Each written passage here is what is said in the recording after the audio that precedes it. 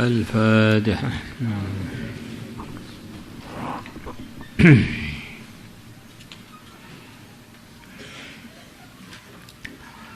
بسم الله الرحمن الرحيم. وعن أبي سعيد الخدري رضي الله عنه عن رسول الله صلى الله عليه وسلم قال Nabi bersabda, Man tawadha'a lillah, barang siapa merendahkan diri lillahi karena Allah, darajatan satu tingkatan, yarfa'hu Allahu, maka Allah akan mengangkat dia, darajatan satu tingkatan,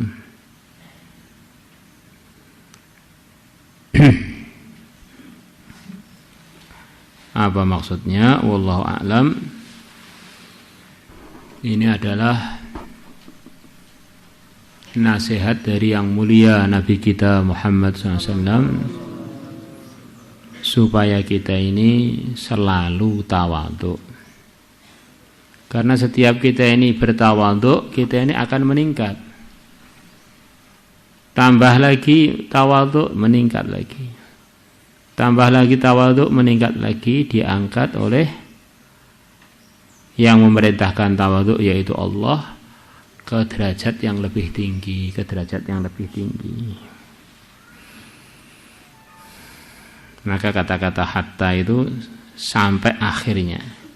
Selepas dia punya amalan tawadhu itu, akhirnya itu derajatnya jadi derajat yang tertinggi bersama orang-orang yang tertinggi. Amsi min Temboro hatta ila Maspati. Maka aku berjalan dari Temboro, mulai dari Temboro sehingga sampai Maspati. Ini kata-kata hatta ini adalah ghayah, akhirnya sampai Maspati. Tidak cukup satu langkah, dua langkah, tapi perlu perjalanan sekian lama, akhirnya sampai ke apa yang disebutkan selepas hatta.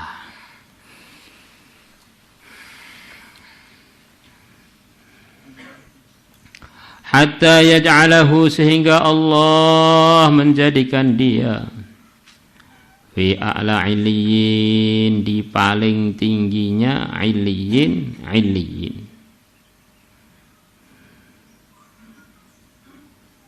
Illiyin itu adalah tempat yang tertinggi di surganya Allah, di antara maksudnya illiyin. Kalla inna kitab abrari lafi illiyin.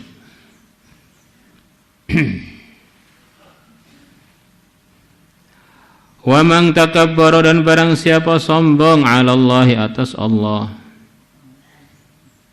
darajatan satu tingkatan, yada'ahu Allah, maka Allah akan merendahkan dia, darajatan satu tingkatan, hatta yaj'alahu, sehingga Allah menjadikan dia fi asfali safilin, di paling rendahnya yang rendah, yaitu di tingkatan yang paling jelek di akhirat sana, di neraka sana. Ini kok sombong atas Allah, padahal sombong dia zahirnya bukan atas Allah. Sombongnya kan pada si fulan, pada si fulan. Lah kok sabda Nabi, barang siapa sombong atas Allah, nyombongi Gusti Allah, itu gimana?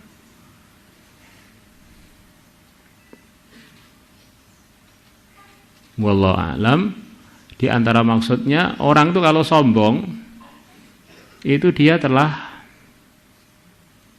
secara tidak langsung bersombong kepada Allah. Karena dia ini merasa lebih baik, padahal dia ini kan tidak punya apa-apa. Semua yang dia miliki kan titipan dari Allah.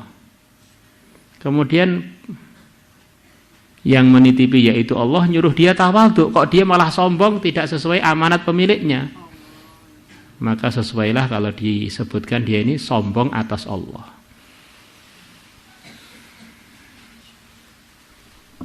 Ya, seperti kita di satu daerah, kita melanggar aturan-aturan daerah tersebut, bisa dikatakan ini orang ini telah berani dengan kepala daerah tersebut. Padahal secara langsung sepertinya hanya melanggar aturannya. Ternyata kalau direnungi layak juga dia dikatakan melanggar, maksudnya dia telah berani menantang pemilik aturan itu.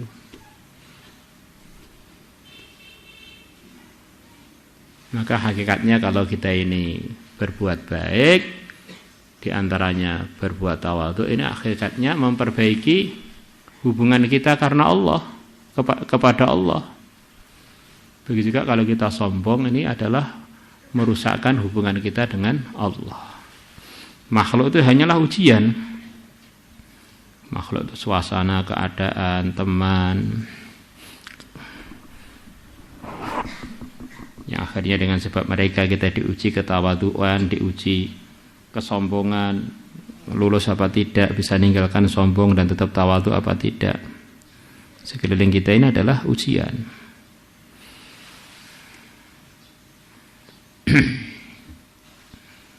Maka di sini disebutkan man tawadha'a lillah. Barang siapa merendahkan diri karena Allah. Kalau ngikut ego mungkin tawadhu itu jadi sulit. Dia ini telah buat semena-mena, maka akan saya balas, maka akan begini, jadinya panas. Tetapi kalau orang itu memandang ini adalah perintah Allah, maka akan jadi mudah untuk mengamalkannya, melaksanakannya. Jadi kalau orang itu tauhidnya benar, dalam benaknya segala sesuatu itu miliknya Allah. Kalau Allah sudah perintah begini, ya saya taat. Saya ini memangnya punya hak apa untuk mengatur diri saya nggak punya hak apa-apa. Tapi kalau orang itu kalau tauhidnya nggak benar, salah paham terus.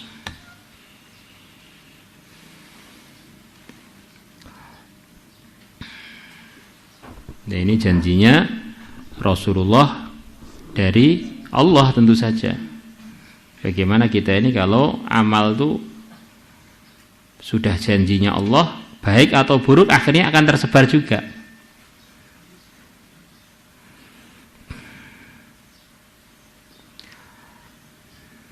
Kadang-kadang orang itu merasa saya ini kalau di dalam kamar ikhlas, kalau di luar kamar enggak ikhlas itu. Apa bedanya luar kamar dan dalam kamar? Kalau memang ikhlas itu di mana aja tetap ikhlas. Ikhlas itu artinya adalah bukan karena makhluk, hanya karena Allah. Kalau dalam kamar, saya ini dalam kamar itu sudah ikhlas benar, bukan ikhlas itu. Karena masih karena kamar, bukan karena Allah. Akhirnya jadi hambanya kamar, bukan hambanya Allah. Hambanya sepi, bukan hambanya taat kepada Allah. Hamba yang taat kepada Allah. Saya ini mondok ini pengen tempat yang ramai gitu loh, banyak temannya. Lah kamu itu mau cari ridho Allah apa cari ramai? Saya ini pengen pondok yang sepi, nggak betah saya dengan suasana keramaian itu. Pengennya sepi seperti dalam gua. Memangnya kamu itu di pondok itu cari ridho Allah apa cari kesepian? Nah, kita ini perlu nanya diri kita. Hidup kamu itu sebetulnya untuk apa dan karena siapa? Ngaji itu karena apa? Karena siapa? Untuk siapa?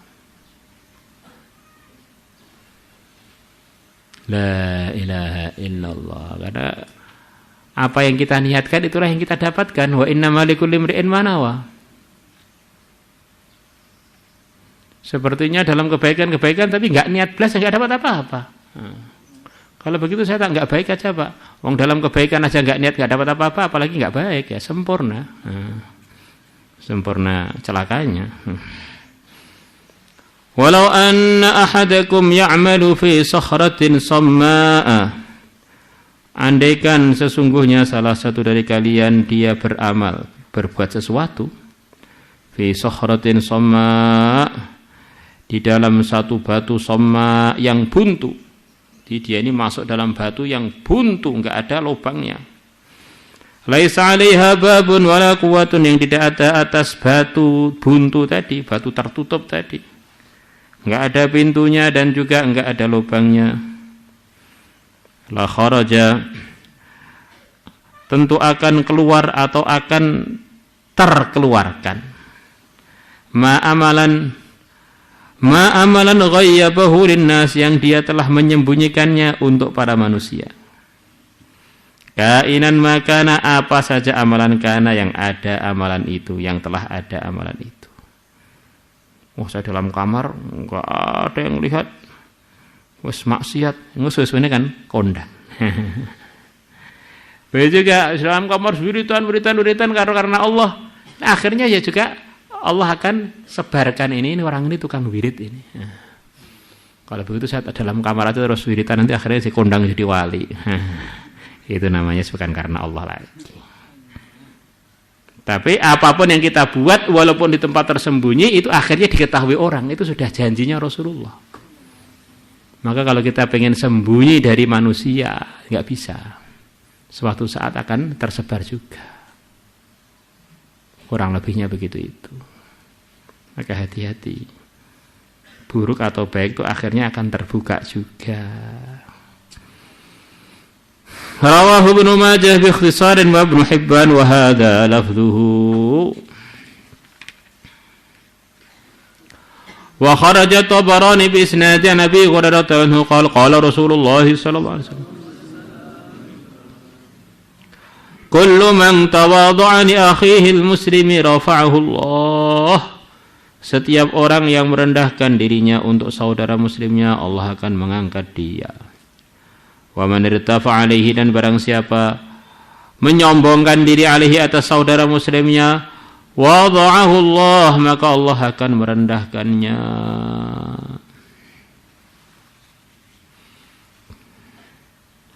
Maulaya salli wa sallim daiman abada